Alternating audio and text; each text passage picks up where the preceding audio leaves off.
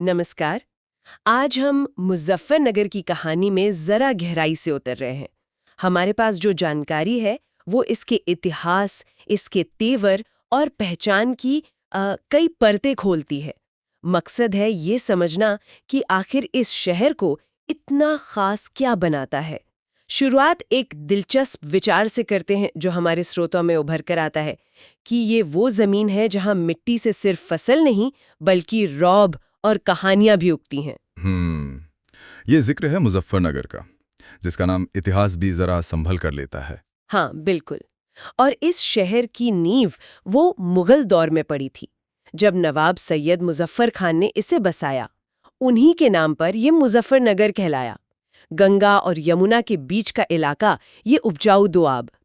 तो ये शहर हमेशा से सिर्फ खेती किसानी का ही नहीं रहा, बल्कि संस्कृति और हाँ, जैसा कि हम देखेंगे, क्रांति का भी एक अहम पड़ाव रहा है। और जब क्रांति की बात आती है तो यहाँ चीज़ें वाकई दिलचस्प हो जाती हैं। 1857 का गदर हो या फिर भारत की आज़ादी का वो लंबा संघर्ष, मुजफ्फरनगर के लोगों का जज्बा और योगदान वो साफ नजर आता है। कहते हैं कि यहाँ की हवा में आज भी वो इनकलाब वाली गूंज महसूस होती है ना? हाँ, ये बात है।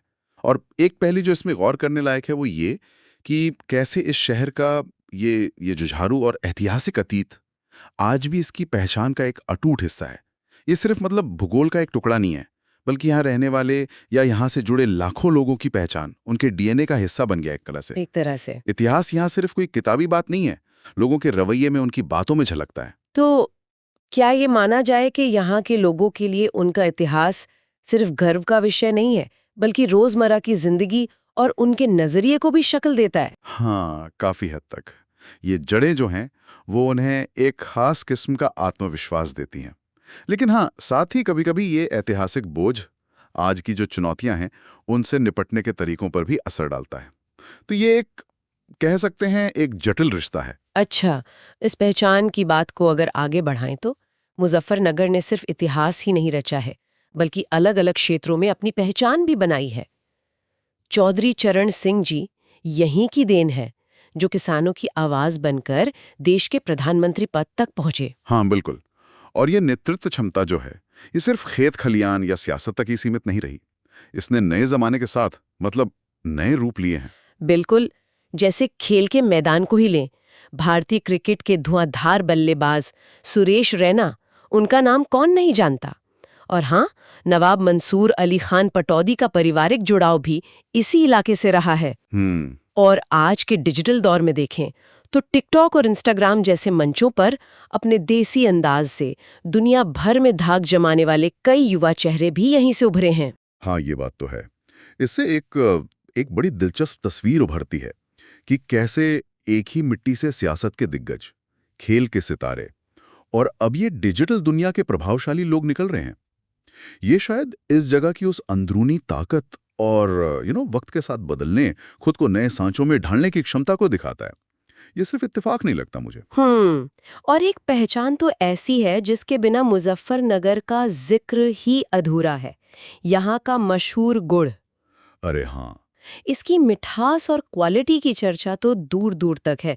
इसे यूं ही नहीं गुड़ नगरी कहा जाता। और यहाँ के गुड़ की बात ही कुछ और है।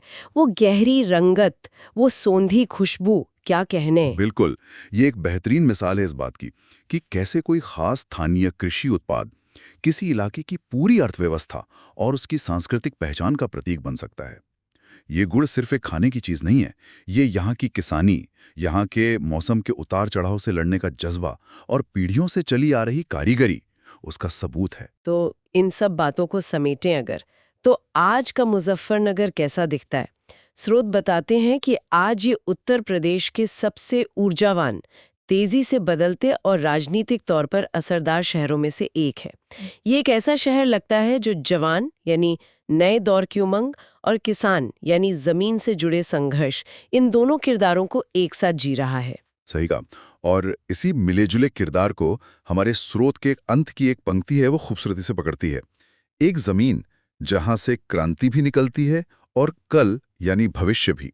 ये हमें एक अहम सवाल पर लाकर खड़ा करती है कि कोई भी जगह अपने क्रांतिकारी और हाँ, कभी कभी टकराव वाले अतीत की विरासत को सीने से लगाए रखते हुए आज के तेज रफ्तार विकास और आधुनिक प्रभावों को एक साथ कैसे संभाल सकती है? क्या इस दोहरेपन से एक अंदरूनी तनाव पैदा होता है या फिर वक्त के साथ एक अनोखा तालमेल बन जाता है? इस पर सोचने की जरूरत है।